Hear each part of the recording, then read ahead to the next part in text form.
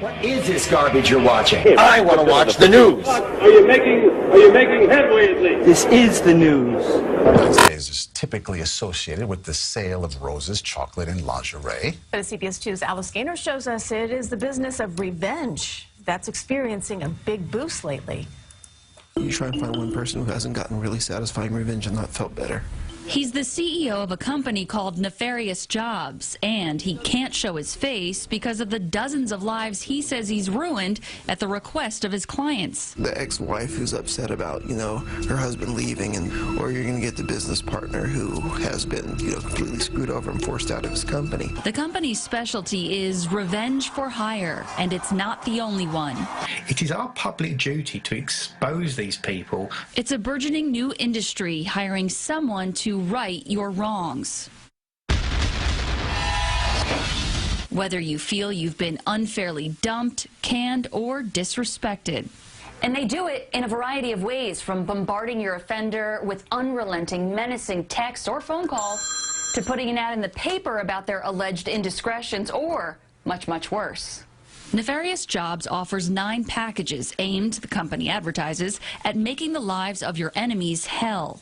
For $3,000, the eviscerator focuses on ruining one facet of the person's life, like her marriage. And then there's total annihilation, which for $10,000 does exactly as the name suggests. Well, when people feel like they're getting harmed or even socially rejected, the natural instinct is to want to right a wrong. Psychologist Dr. Barbara Greenberg says the act of revenge actually activates the pleasure center of the brain. It's like taking drugs. You get that high. We gave people a voodoo doll. Dr. Nathan DeWall with the University of Kentucky went so far as to study 1,500 people on the subject. People are going to be very disappointed if they think this is the best way to solve their problems. Do something more productive, because no matter how much you get your anger out, it really doesn't solve your problems emotionally. He found while revenge is indeed sweet for many people, it's a feeling that doesn't last. Alice Gaynor, CBS 2 News. Now, while none of the companies offer physical harm, thank goodness, experts say the legality of some of their tactics may come into question. I don't think that I'm the sort of person that takes pleasure in revenge. I've always thought that getting on with your life is probably the sweetest form of revenge, if you could call it that. But I'm about to find out that many people disagree. I'm in San Francisco to meet with Nefarious Jobs, whose murky business is revenge for hire.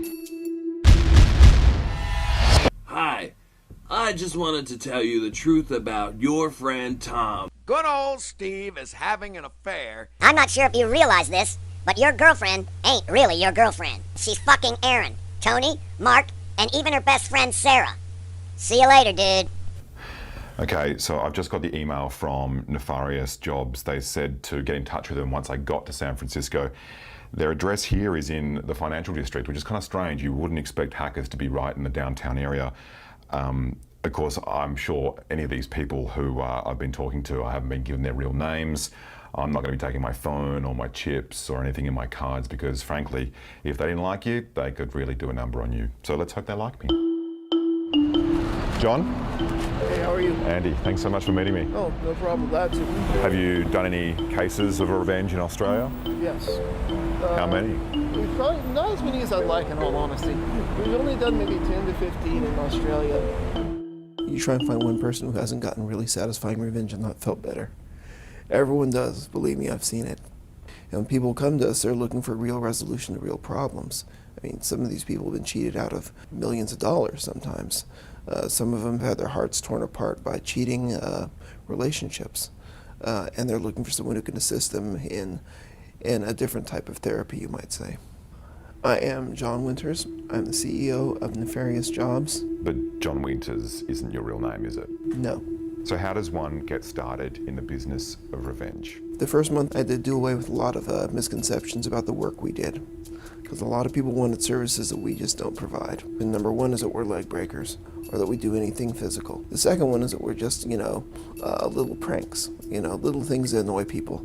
We don't do that either. As we sit and talk in a rented office downtown, it turns out my assumption that they're hackers is somewhat misleading. Nefarious Jobs are more like private investigators crossed with smear merchants. John says his background is in law enforcement and says all types of clients come to him for all types of reasons. The ex-wife who's upset about, her husband leaving and wants to see what can be done about it. Or you're going to get the business partner who has been, completely screwed over and forced out of his company. One of our first questions is, do you have any information regarding any illegality performed by the subject? Oh yeah, they like to go out and snort coke every Friday night, at so-and-so strip club. Or, they're involved in insider trading, and I've got these documents to prove it, that they own a shell company that's trading under this. No problem, give us that. Next thing you know, it's in the hands of the SEC. The question over what they actually do to people for money is best answered by what packages they offer. A menu of dishes best served cold. Lowest level is definitely going to be revenge against an ex. We charge $18.50 for that. Like, let's say you have an ex and gave you herpes. We will take an STD kit. It is a big, huge package with a big medical cross on it, big red one, and we'll send it directly to their job with their name right on it. Before you know it, it's wildfire all over the office. We have Reputation Shredder. That's about a $2,300 package. First, intensive background investigation, usually with a man on the ground following. We try and dig up whatever possible dirt we can, and it has to be true now, or it has to be the statement of the client, and we'll post that everywhere. And good luck getting it taken off of 5,000 websites. When you start getting into the works project, that's where my teams really begin to shine. We put private investigators on 4 different aspects of their lives. The works, you have to understand, is not available for anyone under 30 years of age. And that's because the psychological damage caused by these particular operations are far too severe. We figure for anyone to recover from who's under 30. I can't talk a lot about TA. That is a completely tailored operation.